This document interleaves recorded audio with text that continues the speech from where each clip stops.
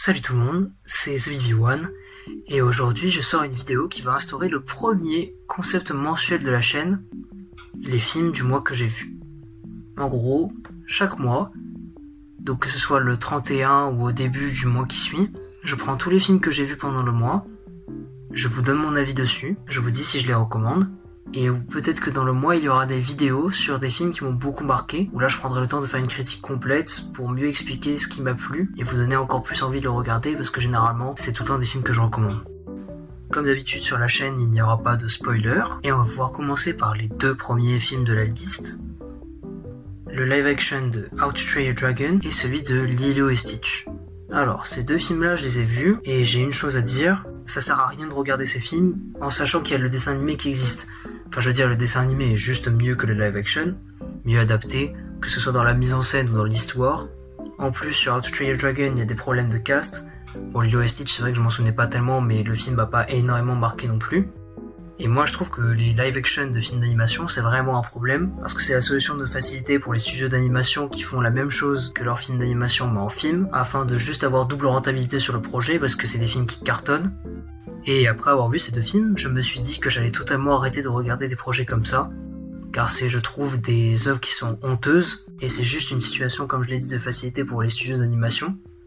Et je pense que tout le monde devrait juste arrêter de les regarder afin que les studios se rendent compte que ça ne marche pas, et qu'ils recommencent à nous pondre des histoires originales qui sont juste bien meilleures à aller regarder. Maintenant que c'est fini pour les deux premiers films que je ne recommande, comme vous l'avez compris, sûrement pas, on va passer au troisième film de la liste. Cette fois-ci, je vais un peu plus développer mon propos. Il s'agit de Sinister par Steve Derrickson. Alors, il faut savoir que ce film-là, je l'ai regardé pour Halloween. C'était mon premier film d'horreur. Et aussi, il faut savoir que je l'ai vu très tard et que j'étais pas dans les meilleures dispositions pour regarder un film. Alors, qu'est-ce que j'ai pensé de Sinister ? Eh bien, pour moi, Sinister, il a un énorme problème. C'est qu'il est beaucoup trop prévisible. En effet, à peine le film commence qu'au bout de 10 minutes, tu as déjà compris le scénario et tu sais à peu près tout ce qui va se passer durant le film. Et c'est dommage puisque un des points du scénario, je le trouvais très intéressant, mais malheureusement ça se perd dans une mise en scène trop simple, des clins d'œil un peu trop forcés, et un film qui utilise de manière horrifique le jumpscare. Alors moi j'ai rien contre le jumpscare, mais les jumpscares ils devraient être mieux amenés dans le film, parce que là ils sont trop prévisibles, tu les sens 10 minutes à l'avance, et en plus moi c'est pas la marque d'horreur qui me touche le plus, je suis bien plus sensible à l'horreur psychologique, avec des films qui prennent une ambiance horrifique ou pesante. Côté casting, rien à redire, Ethan Hawke qui fait le taf, et c'est peut-être l'un des seuls points forts du film. Après, je peux aussi saluer le maquillage qui était plutôt bien fait. Mais à part ça, sinon, film trop classique, pas assez intéressant, et pas assez bon dans son côté horrifique. Donc je ne le recommanderais pas trop. Après, si vous voulez vous faire peur et que vous détestez par-dessus tout les jumpscares, pourquoi pas, mais c'est pas un film avec beaucoup d'intérêt pour moi. Pour le troisième film, on va totalement changer de dimension, puisqu'on passe à Path of the Glory de Stanley Kubrick, qui date quand même de 1957, donc film en noir et blanc. Et alors ce film, je le trouve relativement intéressant, parce que déjà il a pas pris une ride, et ça notamment par son scénario. En termes de mise en scène, c'est du classique, il y a une scène qui reste en mémoire pour la mise en scène, mais ce qui nous retient sur ce film, c'est son scénario, il est impactant, bref, direct, le film il fait même pas 1h30, on ne s'ennuie pas dessus, et c'est surtout que le personnage de Kirk Douglas du colonel porte le film. C'est un personnage qui est charismatique, attachant, que tu aimes suivre, et Kirk Douglas l'interprète d'une manière qui est totalement réussie, et c'est d'ailleurs le plus gros point fort pour moi du film. Après, sans trop spoiler, j'aime bien aussi le fait qu'on soit pas sur un film de guerre classique, mais avec d'autres enjeux. Je trouve que Kubrick les amène très bien, et comme je l'ai dit, le scénario c'est ce qui plaît dans ce film, et honnêtement, c'est un film que je recommande, même si ça reste un film en noir et blanc des années 50, mais tout de même très agréable à regarder. On passe au cinquième film de la liste, et cette fois-ci, il s'agit de Drive, réalisé par Nicolas Winding Refn. Oui, le nom est compliqué à prononcer. Et dans ce film, on va suivre la vie d'un jeune homme, qui n'a pas de nom, interprété par Ryan Gosling, que personnellement j'adore. Et c'est un film qui est intéressant parce que il n'y a pas énormément de dialogue, surtout de la part du personnage principal. Ce qui est intéressant dans Drive, c'est que, sans trop spoiler, puisque de toute façon c'est l'un des premiers trucs qui arrive dans le film, le personnage principal va avoir une relation amoureuse. Et cette relation amoureuse, elle va être établie avec très peu de dialogue. En effet, le réalisateur ici va jouer sur la mise en scène, la lumière, l'éclairage, le son, les regards surtout, pour nous faire comprendre que les deux s'aiment et comment est leur amour. Je trouve ça très fort, très original aussi. Ça fait un film qui est très sympathique à regarder. Les personnages sont attachants, Ryan Gosling joue très bien encore une fois. Le scénario, quant à lui, est sympathique. On prend du plaisir à regarder le film, ça ne fait aucun doute. Et il y a des scènes d'action, je trouve, qui sont très bien filmées à l'intérieur. Bref, j'ai passé un très bon moment sur Drive, notamment aussi par le fait que le réalisateur, comme je l'ai dit, nous fait comprendre les émotions, non pas par les dialogues, mais par l'image. Et c'est un film que je recommande, parce qu'il est tout à fait accessible. 6e film, et là on va parler d'un film qui m'a beaucoup plu, Good Will Hunting. Good Will Hunting, c'est un film qui met en scène le personnage de Will, qui est un génie dans tout ce qui est du domaine intellectuel, mais qui galère socialement. Sans trop donner de détails, après avoir eu un problème avec la police, Will va se retrouver être obligé de suivre des séances de thérapie avec un psychologue. C'est à ce moment-là qu'il va rencontrer le personnage de Sean, interprété par Robin Williams, qui est pour moi un des piliers du cinéma. Et ce qui va être intéressant dans ce film, c'est la relation entre le psychologue et le patient. C'est un film qui parle de problèmes sociaux, et honnêtement, le réalisateur il y arrive très bien. Le personnage de Will, il est très intéressant à suivre, parce qu'on comprend qu'il essaie de bien faire, mais qu'il n'y arrive pas, et qu'il est aussi très frustré de galérer socialement, alors qu'intellectuellement, tout se passe très bien. Il y a aussi ce parallèle avec les autres, où souvent les autres lui demandent « Mais Will, comment tu fais pour être si smart ?» Et Will, il sait pas quoi répondre, parce que c'est totalement inné chez lui. Le psychologue, quant à lui, il est très intéressant parce qu'il va poser les bonnes questions à Will, il va lui faire avoir de bonnes réflexions, et il va développer son côté humain chez lui. Et en gros, Good Will Hunting, c'est quoi ? C'est Will qui apprend à comment être humain, et à comment s'accepter. C'est pour ça que ce film il est très intéressant à regarder. Et depuis, c'était mon premier film de Gus Van Sant, et j'ai énormément aimé. Je le recommande à tout le monde parce que c'est un film qui fait réfléchir, et qui est pourtant très agréable à regarder. Alors là, pareil, j'ai regroupé 2 films, c'est les 2 Ghibli que j'ai vus du mois. La colline au coquelicot, oui, je donne le nom en français parce que celui en anglais il est à rallonge, et Princesse Mononoke. Alors, pour ce qui est de La colline au coquelicot, j'ai bien aimé. Le film est pas non plus transcendant, pas aussi impactant qu'un Miyazaki, mais il reste pour autant très sympathique à regarder, même si je trouve que le plot de fin, il y a un peu une facilité scénaristique que je trouvais pas très bien amenée, et je pense que le film aurait bien mieux fait de tout simplement le retirer. Malgré tout, La colline au coquelicot, ça reste un film très intéressant à regarder, avec encore une fois au niveau de la direction artistique quelque chose qui est magnifique à voir à l'œil. Pour le coup, ça ne sera pas à mon avis le Ghibli qui vous marquera le plus, mais comme je l'ai dit, très sympa à regarder, et je ne peux que recommander, même si je mettrai la priorité sur d'autres Ghibli qui sont pour moi bien plus intéressants à voir. L'un d'eux est notamment celui dont je vais parler maintenant et qui est Princesse Mononoke. Déjà première chose à dire, le film il commence à avoir un certain âge, il a pas pris une ride, toujours aussi plaisant à regarder, toujours aussi beau. J'aime beaucoup les thématiques qui sont abordées, je trouve que Miyazaki arrive très bien dans son film encore à mélanger fantastique et réel comme il a toujours fait et réussi dans ses autres films. Le film a encore une fois un très bon protagoniste, rien à redire là-dessus, un scénario qui marche. C'est un Ghibli pareil que je recommande, alors oui j'ai pas donné beaucoup de détails sur les informations du scénario, mais je pense que c'est un film où il ne faut rien savoir parce que le moins on connaît, le mieux ce sera. C'est un Ghibli et un film que je recommande, même si ce n'est pas celui qui m'aura le plus marqué, il aura quand même été très plaisant à regarder. Pareil, encore une fois, le 9e et le 10e film, je les regroupe ensemble parce qu'on a affaire aux 2 premiers volets de la trilogie, ou plutôt les 2 premières parties. Il s'agit de The Godfather Part 1 and The Godfather Part 2. Alors ces films-là, je les ai vus. Je vais commencer par parler de The Godfather Partie 1, film très intéressant, profond sur ces thématiques. J'aime beaucoup l'aspect familial qui est traité dedans. On a un Belmondo qui est sûrement au sommet de son art. Le personnage de Vito Corleone, c'est simple, il est là tout le temps. Même quand il n'est pas à l'écran, tu le ressens, tu ressens sa présence, son impact hyper fort là-dessus. Bien sûr, il y a des plans de Ford Coppola qui sont tout simplement magnifiques et magiques. Les personnages sont intéressants à suivre, peut-être pas tous attachants puisqu'il y en a qui sont assez détestables.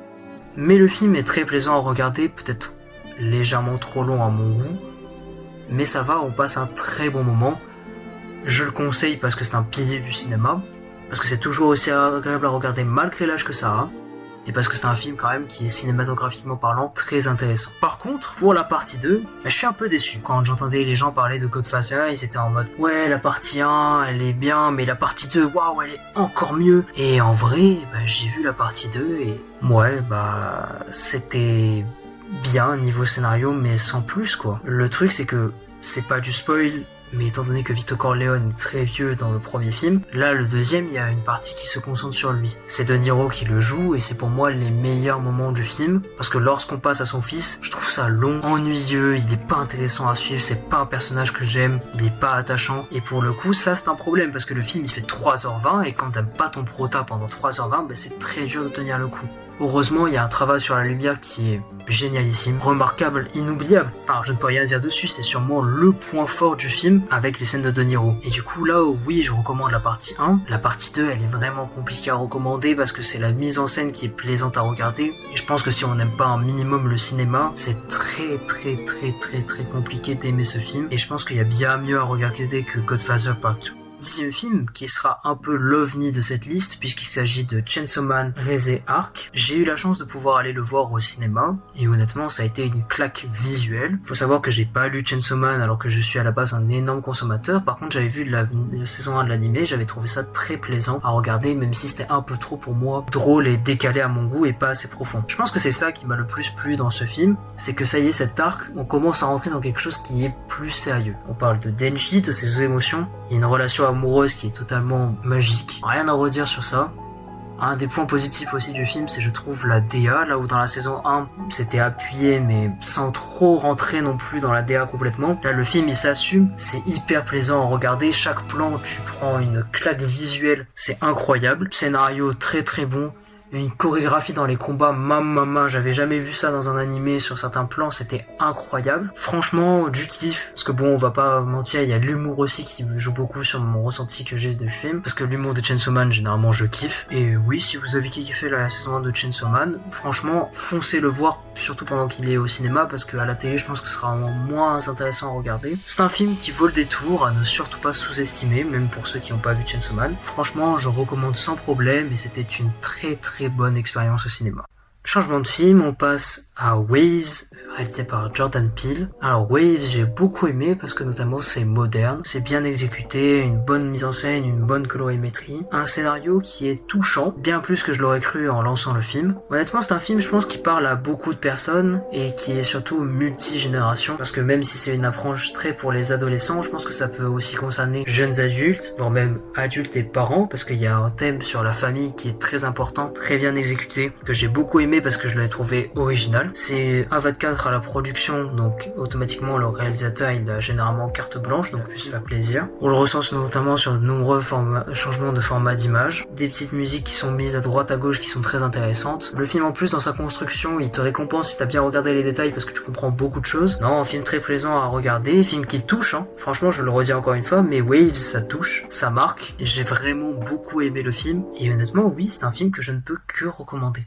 13e film, et on va parler du deuxième film que je suis allé voir au cinéma pendant ce mois-ci, et c'était One Battle After Another de Paul Thomas Anderson. Alors oui, vous avez dû entendre énormément parler en ce moment de One Battle After Another, mais si vous en avez entendu parler autant, c'est pour une bonne raison. Ce film, il est juste génial. C'est un mélange de plusieurs genres. Dans la mise en scène, il y a plein d'autres trucs qui sont fous. Il y a des personnages qui sont géniaux, que ce soit celui de Sean Penn, le méchant, la mère, la fille, celui de DiCaprio. Pour faire un bref résumé du scénario sans trop spoiler, c'est un ancien révolutionnaire qui va voir sa fille se faire enlever par son ennemi juré et qui va devoir essayer de la retrouver. Sauf que ce père, il est dépassé, c'est un vieux révolutionnaire, maintenant il est totalement parano, il s'est abandonné à la drogue, et ce personnage c'est celui qui est interprété par DiCaprio, et même si j'aime pas la personne, je ne peux pas nier qu'il joue très bien dans le film. Il s'imprègne du rôle, il est plaisant à suivre. Bon, le personnage de Sean Penn, l'antagoniste du film, je vais pas revenir dessus, il a été génial dans son interprétation du rôle, exceptionnel. Franchement, rien à redire dessus.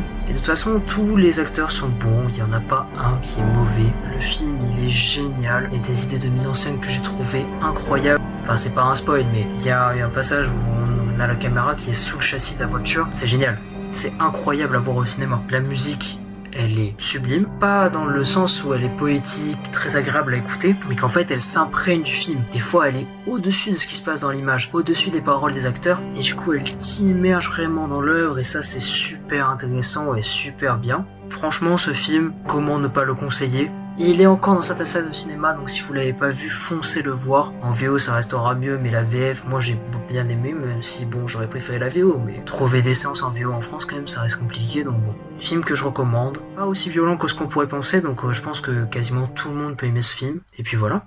14e film, Perfect Blue de Satoshi Kon. Alors on repart sur de l'animation japonaise, mais cette fois-ci bien différente et bien plus vieille. Perfect Blue c'est quoi? Eh ben c'est un film qui va nous parler de la vie d'une jeune fille, Mima, qui va se voir passer de la carrière d'idole à celle d'actrice. Sauf que quand elle va passer au stade d'actrice, elle va rentrer dans le monde du cinéma, et là elle va se voir mettre dans plusieurs cases qui ne correspondent pas vraiment à ce qu'elle ressent et ce qu'elle veut être. Et c'est là tout le message et tout l'intérêt de Perfect Blue, c'est pour ça que je parle un petit peu du scénario, c'est qu'en réalité, le film nous fait réfléchir par rapport à la position de Mima, et surtout, du coup, ce qu'elle représente, c'est-à-dire les femmes au Japon. C'est très intéressant, très bien amené. Ici, Satoshi Kon, il arrive à faire sa critique du Japon, je pense, comme il l'avait souhaité. C'est un film qui fait réfléchir, qui perturbe, qui des fois, sur certaines scènes, il divache franchement. Bien sûr, on est chez Satoshi Kon, donc il y a une dimension entre la réalité et le rêve. Donc ça, j'avoue que c'est un peu déroutant pour certaines personnes, je pense, mais ça reste quand même très agréable à regarder et très sympathique. Donc faut pas s'arrêter à ça pour le film. Le personnage de Mima, qui est le personnage principal du film, il est très attachant. Et bref, c'est un film que je ne peux que recommander parce que c'est un film qui dénonce des choses et qui les dénonce bien. Et je pense que c'est quelque chose de très important à regarder dans sa vie. Donc, regardez Perfect Blue. Avant-dernier film de la liste et de la vidéo. Et ici, je vais parler de, pour moi, le meilleur film des frères Coen.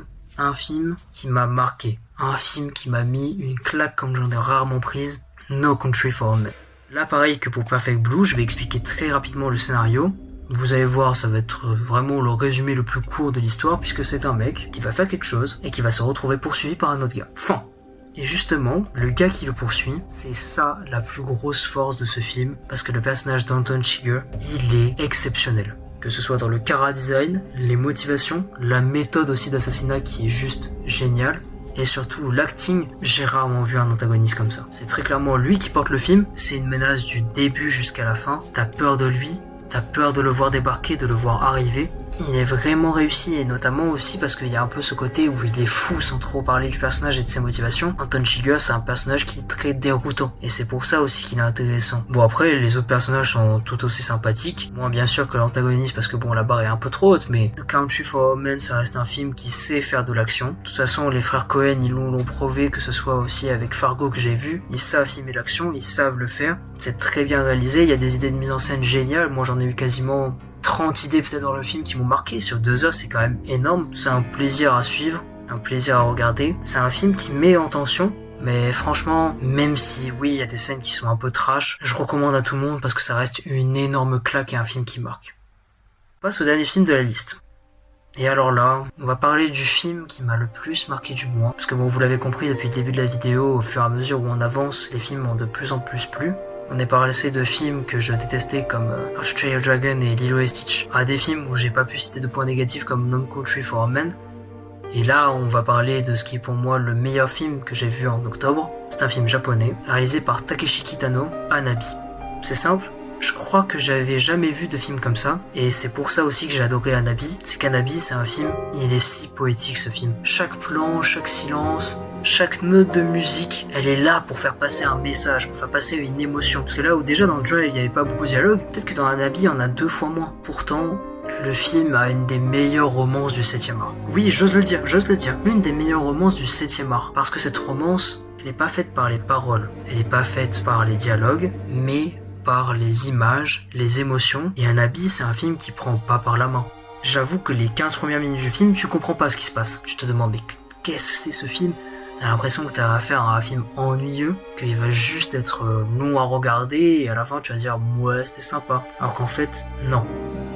Kitano, au début de son film, il fait exprès de faire un film qui est long et ennuyant, pour après nous faire passer sur une dimension qui est bien plus poétique. Que dire des personnages à part qu'ils sont incroyables, tous, sans exception. Surtout le personnage principal, que l'on apprend à aimer, même si bon, dans le film, vous verrez, il fait pas toujours des bonnes actions. C'est un film qui est beau, qui est touchant. La BO, bon bah c'est Joe Hisaishi, c'est le mec qui fait les Ghibli et je peux que saluer son travail, il a encore fait une masterclass. Honnêtement ce film, c'est le film du coup que je recommande le plus de la liste. Parce que comme je l'ai dit, même si au début il peut être un peu déroutant, ça passe très vite. Et puis en plus c'est un film d'1h30 donc c'est pas très long à voir. Franchement, faut regarder Hanabi au moins une fois dans sa vie parce que ce film, c'est tout simplement un chef-d'œuvre.